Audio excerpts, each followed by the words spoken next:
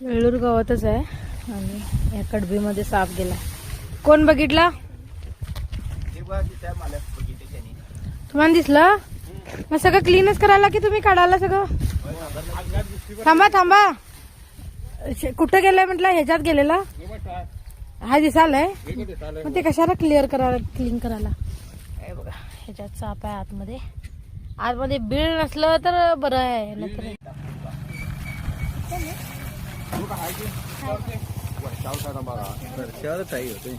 पण नाही आहे तिथं. काट टाकायला आलाय साप.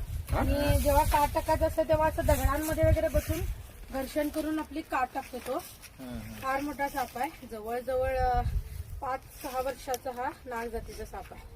ऍक्टिव्ह आहे आणि काट टाकायला आलाय. बघू शकता काळसर झालाय. जेव्हा साप काट टाकतोय तेव्हा तो दगडांमध्ये वगैरे जाऊन बसतोय, आपोआप ते घर्षण करतोय दगडाला आणि मग ते काट अशी सॉक्स प्रमाणे उलटी अशी निघते. कडबी ठेवलेलं आहे मी, त्याच्यात फार उंदरं पण आहेत, पण त्याच्या पाठीमागे सुद्धा आला असणार. ते उंदरासाठीच एवढा काट टाकायला काट त्याची कात मग ते ओपन जागेवर पण टाकते वाटतं की आपण वरती पण टाकतोय. आणि जिथं खरबरीत असतंय तिथं घासून घासून म्हणजे आपली काट टाकतोय. जेव्हा काट असतोय साप तेव्हा एकदम वीक झालेला असतोय, म्हणजे एकदम शांत असं झालेला असतोय. आणि ठीक आहे, आपण याला तर बंद करूया. नाग जातीचा जवळजवळ 5 ते 6 वर्षाचा हा साप आहे मित्रांनो. शेतकऱ्यांनी खास करून काळजी घ्यायला पाहिजे.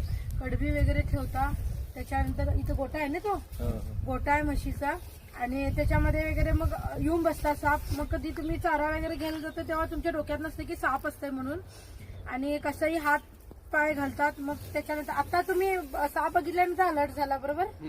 त्याच्या अगोदर तुम्हाला माहित होतं साप आहे म्हणून? मग तसं कसं पण घुसत होता ना त्यामध्ये काम करताना. त्यामुळे साप हा असेल हे डोक्यात धरूनच आपण काम करायला पाहिजे. बघा तिथंच घुसायला ते. ठीक आहे, आपण याला पॅक करू. परवा गोरलच्या तुम्हीच धरला काय ते? गोरलच्या ह्याच्यात शेतात होता ते. बघा नाग सापाला सुद्धा सोडिया काय म्हणाले तिने. तेवढा पण येऊ नये. बऱ्याच ठिकाणी आता बघालो व्हिडिओ, पाईप अशी लावली जाते. हा पाईप ना इझी होत आहे ते. साप आतमध्ये घालायचं इझी होत आहे, याच्यापेक्षा इझी होत आहे ते. तेव्हा काट कशी निघाले त्याची. चांगलंच काट टाकायला आलाय ते, त्यामुळे शांत आहे तो, नाहीतर अग्रेसिव्ह असला.